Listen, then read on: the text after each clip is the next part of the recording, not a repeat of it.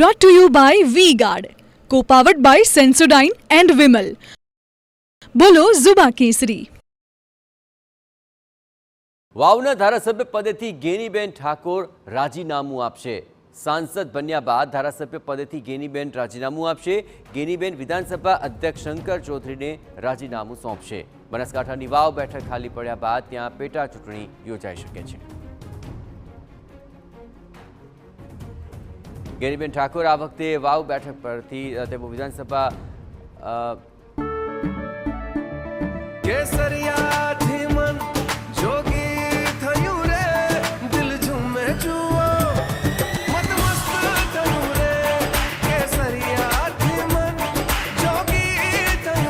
हर पल मनाओ केसरी त्योहार विमल बोलो जुबान केसरी. અધ્યક્ષ હવે શંકર ચૌધરીને રાજીનામું આપી દેશે, કારણ કે આ બેઠક ઉપરથી તેઓ ધારાસભ્ય હતા, પરંતુ હવે તેઓ સાંસદ તરીકે ચૂંટાઈ આવ્યા છે અને ત્યારબાદ તેમણે આ બેઠક ખાલી કરવી પડશે. બે પદ પર એક વ્યક્તિ ન રહી શકે એ ન્યાય તેમણે ધારાસભ્ય પદ ખાલી કર્યું છે અને વાવના ધારાસભ્ય પદેથી તેઓ રાજીનામું આપશે અને રાજીનામું વિધાનસભા અધ્યક્ષ શંકર ચૌધરીને સોંપશે.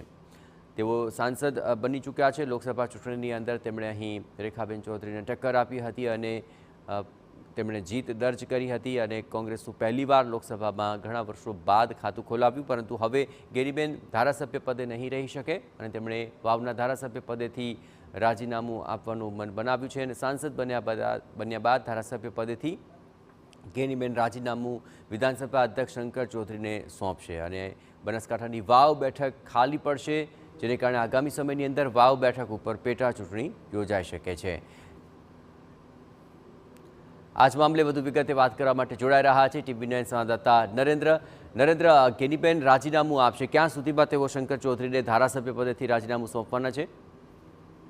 ગેનીબેન ઠાકોર બનાસકાંઠા લોકસભામાંથી ચૂંટાયા છે અને એના જ કારણે નિયમ મુજબ કોઈ એક મુદ્દા પર તેઓ રહી શકે છે અને એના જ કારણે તેઓ સાંસદ રહેવા માંગે છે અને વિધાનસભામાં જે વાવ વિધાનસભા બેઠક પરથી તેઓ ધારાસભ્ય છે, બેઠક પરથી તેઓ રાજીનામું આપવા માટે આજે જઈ રહ્યા છે. લગભગ 11 થી 11:30 કલાકે તેઓ ગાંધીનગર પહોંચી રહ્યા છે અને ત્યાં વિધાનસભા અધ્યક્ષને પોતાનું રાજીનામું આપશે.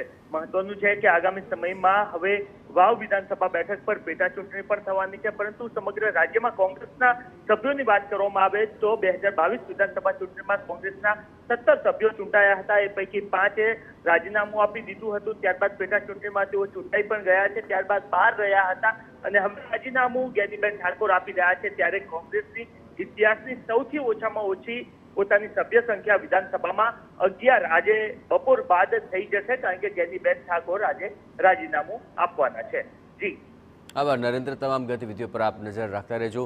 તો ગેનીબેન વિધાનસભા અધ્યક્ષ શંકર ચૌધરીને રાજીનામું સોંપશે. હવે તેઓ સાંસદ બન્યા છે, માટે ધારાસભ્ય પદ ખાલી કરી રહ્યા છે.